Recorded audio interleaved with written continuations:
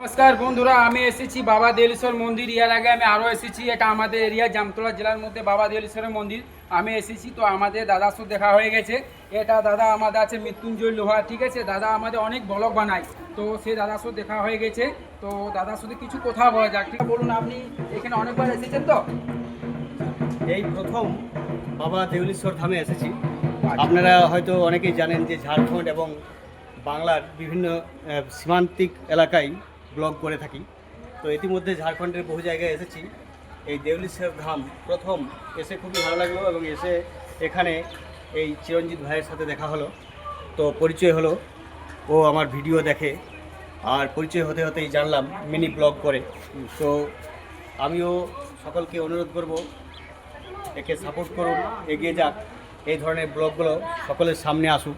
সকলেই নাচ গান এসবে তো মজা আছেন, মন্দির এবং প্রাচীন স্থাপত্য এইসব পরিবেশ নিয়ে যারা ভিডিও করে তাদেরকে সাপোর্ট করুন এবং ভালো ভালো ব্লগ দেখুন। ধন্যবাদ। ধন্যবাদ বন্ধুরা।